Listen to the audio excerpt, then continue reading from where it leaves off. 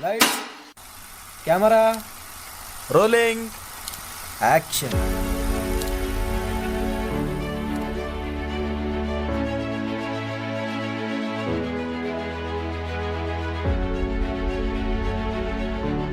Hi, I'm Joe, and welcome to Real Classics on the Filmjoe podcast, where I will try to take you back in time to the yesteryears of film, and we will explore and revisit films that set the stage for what films are today.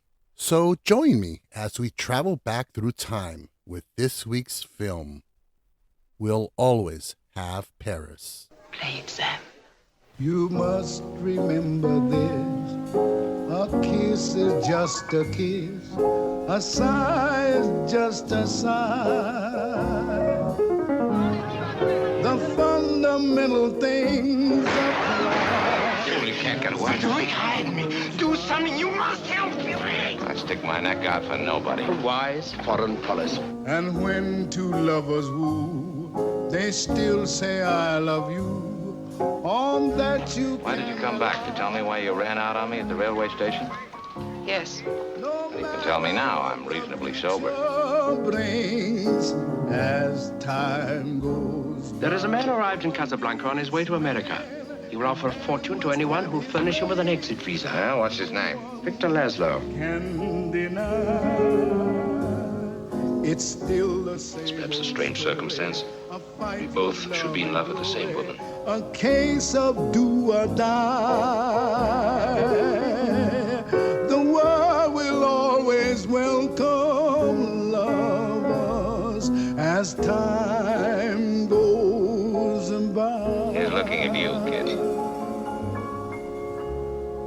A cynical expatriate American cafe owner struggles to decide whether or not to help his former lover and her fugitive husband escape from the Nazis in French Morocco. The film is Casablanca from 1942, and it is directed by Michael Curtiz. The film stars Humphry Bogart, Ingrid Bergman, and Paul Henried. So basically the story is set in early December of 1941, where we find American expatriate Rick Blaine, who owns a nightclub and gambling hall in Casablanca, Morocco, in the midst of a massive frenzy of activity. Secretly, a varied clientele of refugees seek documents to reach the neutral United States to escape the Nazis. Rick, the cynical and jaded owner of Rick's Cafe, comes across letters of transit that allow the holders to freely move around German-occupied Europe and neutral Portugal. The seller, Ergate, states to Rick that he has obtained the letters by murdering 2 German couriers. So he asks Rick to hold on to them until he finds a buyer. However, he is later arrested by the police and dies in custody, never revealing that Rick is in possession of the letters. Now enter Victor Laszlo and his wife Elsa, Rick's former lover who broke his heart by leaving him a year before in Paris, France.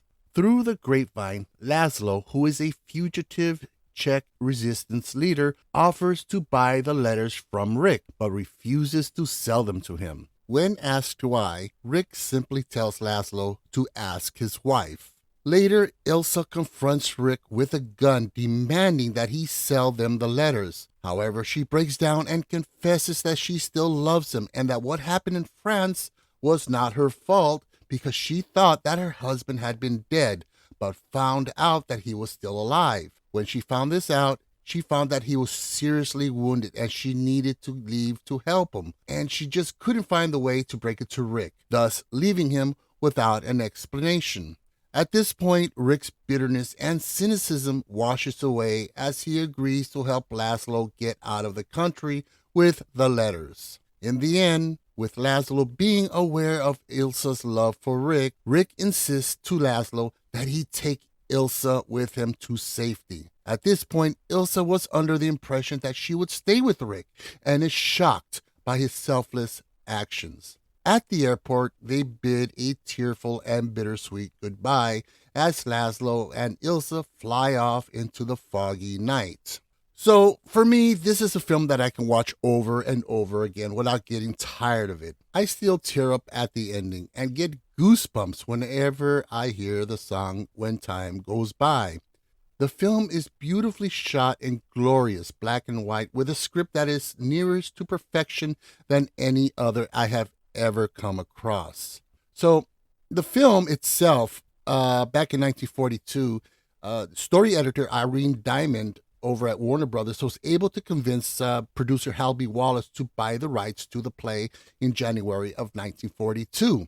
Through various delays to get this film off the ground, it was finally scheduled for production in May of 1942 and was completed on August 3rd of the same year. The film was then rushed into release in order to take advantage of the current events that were taking place of the Allied invasion of North Africa. The film finally premiered in New York City on November 26, 1942, and was released nationally on January 23rd, 1943. The film turned out to be a very solid hit and was very popular.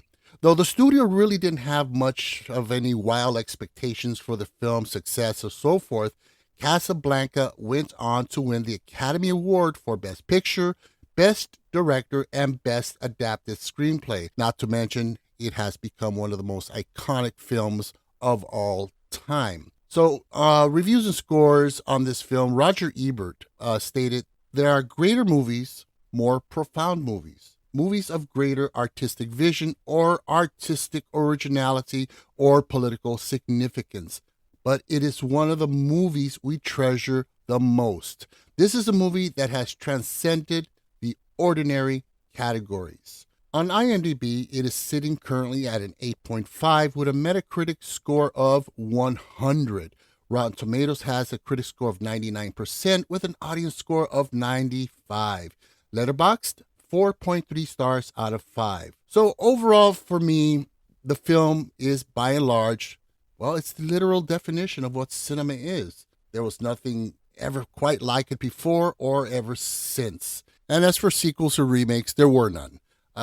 There were several attempts, obviously, due to the success of Casablanca, but nothing really came to fruition. The closest, however, was an actual treatment that was written out at Warner Brothers Studios, and it went under the title of Brazzaville. And this was it was named after the French garrison that Renault suggests that he and Rick visit as they walk away from the airport at the close of the film. But again, it never really happened. The closest we had to a sequel was an ABC drama series that premiered in 1983. The series was called, obviously, Casablanca, and it starred David Soul. The show wasn't really well received and ended after only 5 episodes, and one can understand that, well, you can't really follow in the footsteps of such an iconic film such as Casablanca. If anything, just look up the original film and watch that. It's available on most streaming services, rental services. I know it's on HBO Max. So bottom line, if you are a true cinephile and you just love film, this is one that is a must watch. Trust me, you won't regret it. It's a cinematic masterpiece. And to me, it's within the top 5 favorite films of all time for me. And I think it's one of the greatest films ever made that just set the standards for drama and romance and even set the tropes for a lot of current romantic films. So again, check this out. And if you do watch it, hit me up on Instagram and let me know what you thought. So with that being said, I hope you enjoyed the episode and thank you for joining me on the journey back in cinematic time. Join me next week as we go back in time for another real classic. So please help to support the podcast by giving us a nice 5-star rating, leave us a good review, or another way to support us is simply to subscribe and or follow us on Amazon, Spotify, iHeartRadio, Deezer, Audible, Boomplay, or wherever you get your podcast fix. Also, don't forget to swing by our Instagram page. We're also on TikTok, and we have our YouTube channel where we have all of our current and regular episodes drop as well.